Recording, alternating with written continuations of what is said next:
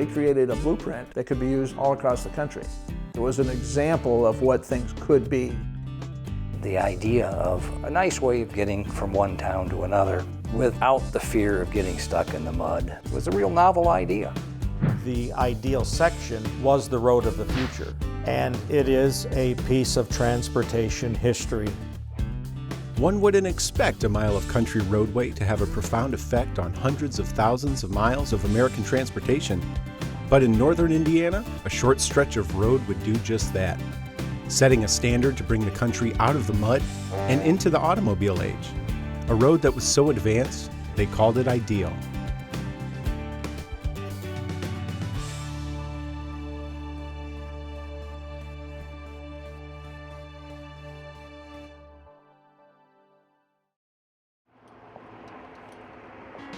Americans love their cars. They get us where we need to be, on our schedule, and in a comfortable way. But automobile travel of a century ago looked nothing like today's road system.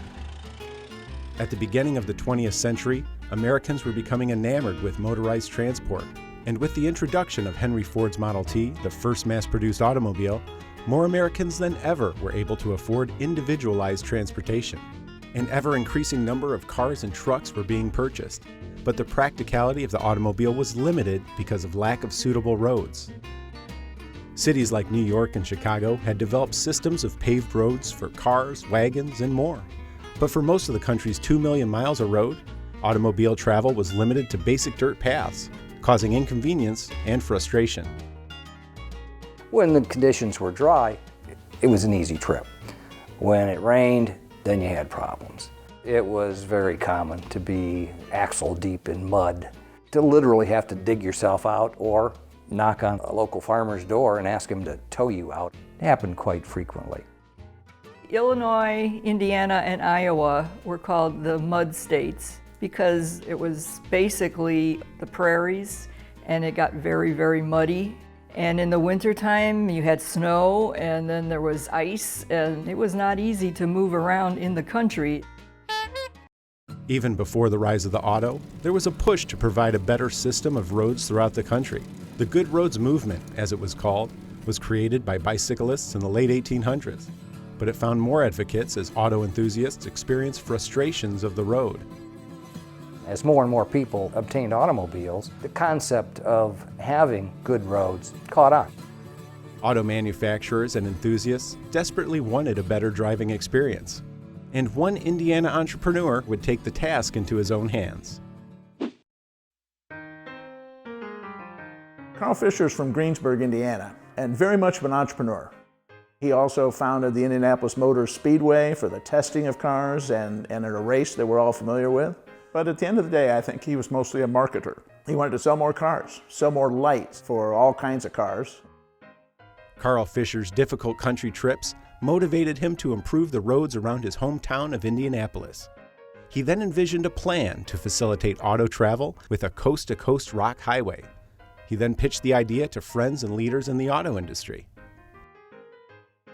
He proposed that they would build a 3,000-mile rock highway from New York City to San Francisco. He said, "Gentlemen, we have to do this before we're too old to enjoy it," because they all wanted to get out in their automobiles. Within a month, Fisher's friends in the auto industry pledged $1 million. Newspapers and magazines across the country excitedly reported and supported the plan, which would be named the Lincoln Highway in honor of our 16th president. On July 1st, 1913, the Lincoln Highway Association was formed to establish a continuous improved highway from the Atlantic to the Pacific, open to lawful traffic of all descriptions without toll charges. The whole concept of the Lincoln Highway was, let's get the federal government involved and encourage people to start spending some money on building roads. In the fall of 1913, the route was finalized, and the Lincoln Highway would consist of 3,389 miles of trails that would wind through 12 states.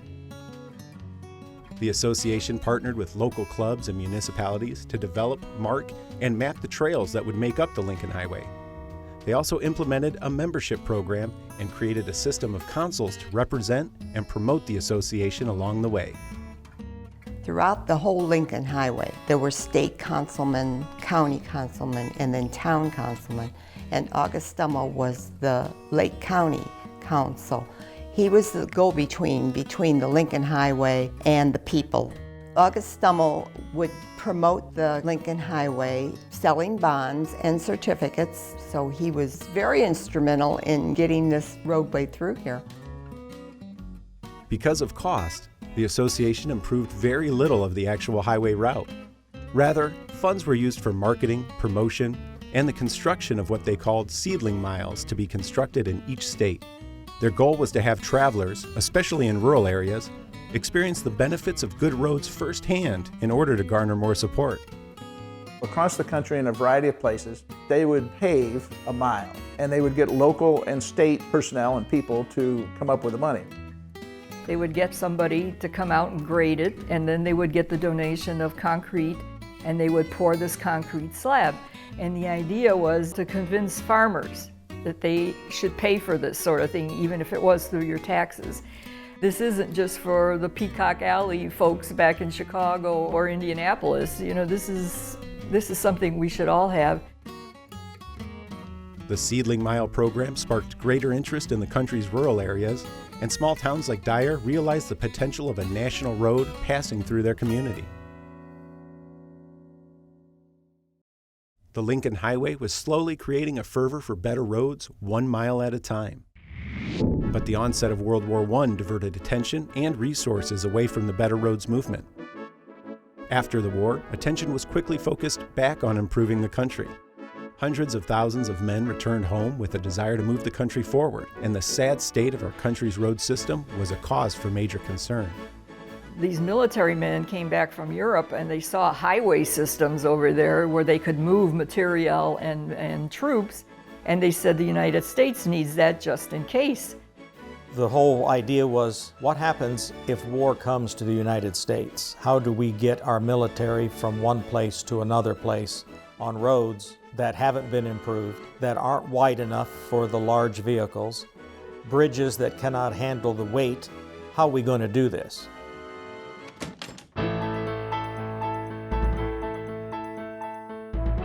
The U.S. military set out to determine the practicality of strategic movement using automobiles, and utilized the Lincoln Highway for a cross-country convoy to assess the state of America's roads.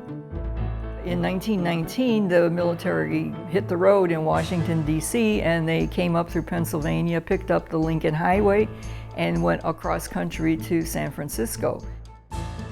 As this military convoy was traveling across the United States, they found at different places bridges that would not support the weight of the vehicles, and they immediately had to halt the convoy, reroute, and then connect up again with the Lincoln Highway.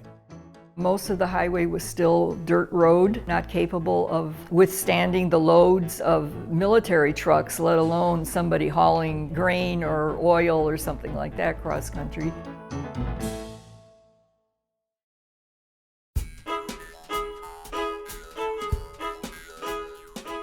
The federal government couldn't ignore that good roads were a key part of America's growth and future strength. By 1921, there were more than 9 million automobiles on America's roads. Even President Harding rode to his inauguration in a Packard Twin 6, the first time a president took an automobile instead of a horse-drawn carriage.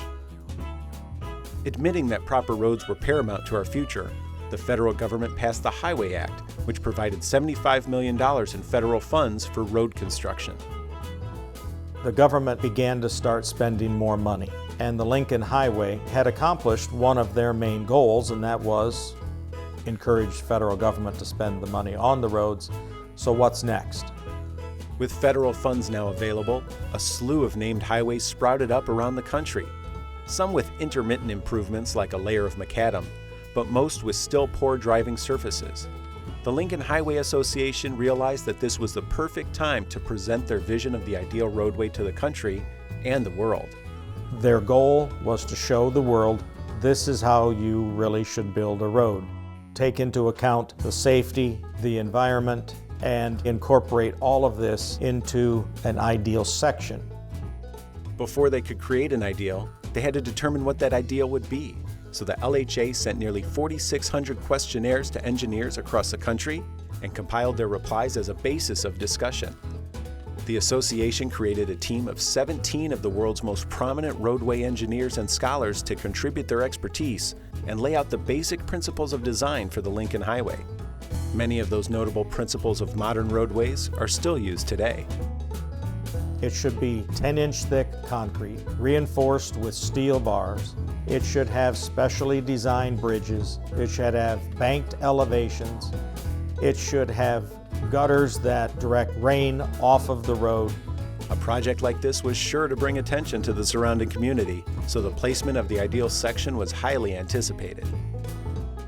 There were many communities that wanted this, and they established that there were 4 locations that would meet the criteria. They started out with Pennsylvania, Ohio, Nebraska, Indiana, and so out of 3,000 plus miles of highway that they could have built the ideal section on, they chose Indiana.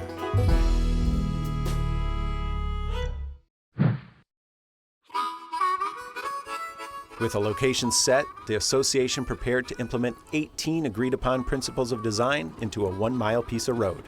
The work was contracted out to J.C. O'Connor & Sons of Fort Wayne, and construction began in 1922. Materials were brought to the site using a 24-inch gauge industrial rail system. Extreme care was taken to make sure the concrete was laid according to plan, and the actual paving of the road was completed in December of that year. They did implement a lot of the latest technology in road building.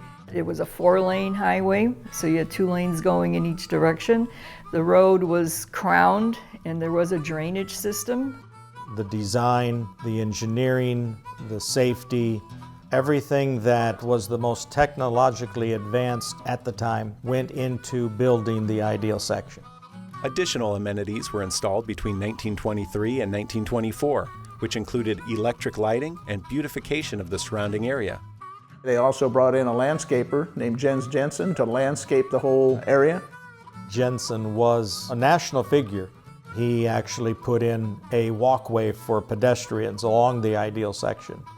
It was landscaped, it was drained, it was paved. You can visualize the man and the woman walking with a parasol over their head down the side of it, and it's spectacularly beautiful.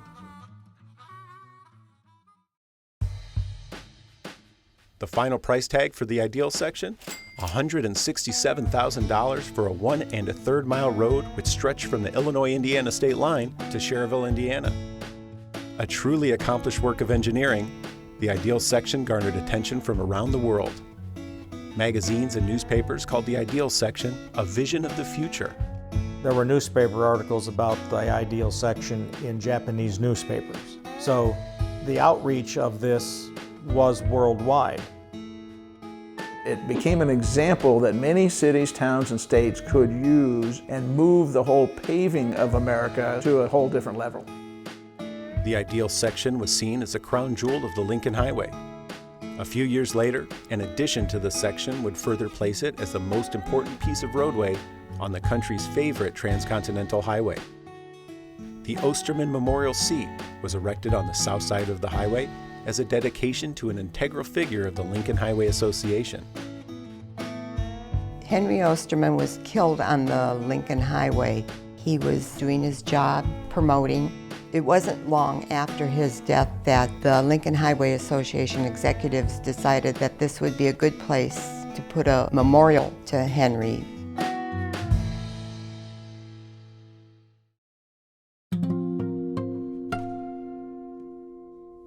As advanced and groundbreaking as the ideal section was, its life as a road far beyond any other was short-lived. Engineers studied the road and taught the lessons learned to the next generation of civil engineers. Soon, modern roadways were being laid all around the country, and it wouldn't take long for the ideal section to be forgotten. The ideal section was probably a victim of its own success. It was a state-of-the-art road in 1922, and pretty soon every state had a highway department. They all had these engineers going to school to learn how to build the best road possible. So eventually the ideal section just became part of the highway. The Lincoln Highway showed us why we needed better roads, and the ideal section taught us how to make them a reality. Now, the federal government was ready to take the lead with a plan to create 75,000 miles of numbered highways in 1925. With their goals accomplished, the Lincoln Highway Association bowed out of the highway business in 1928, but concluded with one last operation to commemorate its place in American history. Over 2,000 concrete markers were placed along the route with the help of Boy Scout troops across the country. Even with the association dissolved, the Lincoln Highway would live on in the hearts and minds of those who traveled it.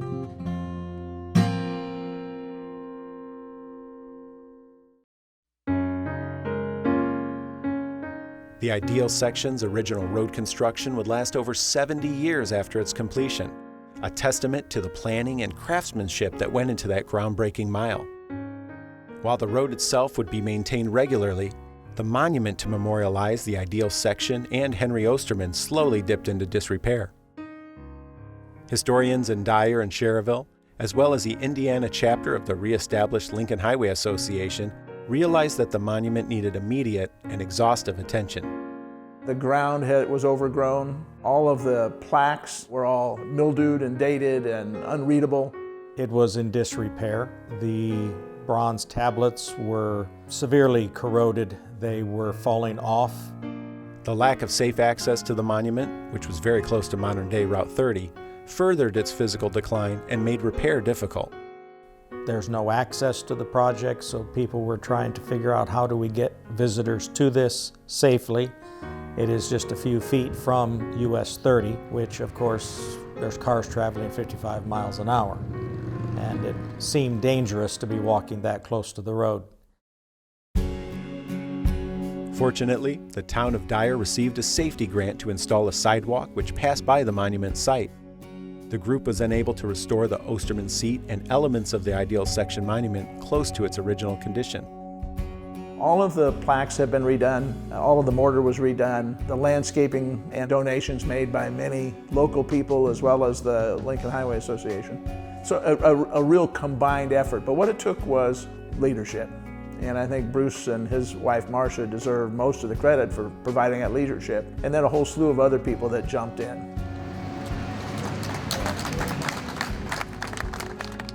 In September of 2016, the revamped Ideal Section Monument was dedicated to an enthusiastic group of history buffs, local officials, and volunteers. During the celebration, a local Boy Scout troop helped to place a concrete marker, similar to ones installed by Scout troops across the country in 1928. Those who wanted to learn about the legendary roadway could now easily access the refurbished monument and learn about the breakthrough in engineering while standing just south of the site of the original Ideal Section. We have the two interpretive signs there which do tell the story. It introduces people to the Lincoln Highway. It introduces people to the story of the Ideal Section. So there is things that even youngsters could learn by reading the two interpretive signs. With the new sidewalk now, people can stroll along there and stop and sit on the bench and read the signs, and school groups have come and looked at it, and people who probably driven by this monument for years and years and years can now walk over and see what it's all about. It's kind of a nice place to visit. It's beautiful when you get there. It's worth making the trip. So if people want to get out and explore, take a day trip or whatever and learn the history of roads, learn the history of the Lincoln Highway, or learn the history of automobiles, this is a good place to start. Today, the Ideal Section of the Lincoln Highway looks like most other roads of Main Street, USA. It's a modern street that is part of the millions of miles of engineered highways that it inspired. The overhauled monument and a few marked bridges indicate to passerby that there was something special here. But for residents of Northwest Indiana and patrons of the Lincoln Highway, this unassuming 1-mile stretch of road will always be considered ideal. The safety features and all the ideal things that went into that road are what we drive on today. The roads are reinforced. They have curbs, they have gutters, they have special bridges, there's safety features built into things. The new roads are starting to have an eye to the environment. And if you drive down any road today, any highway, all of these things can be traced back to the ideal section. So there is a story to tell. And what we have here in Dyer is a tribute to that and worth people stopping and visiting.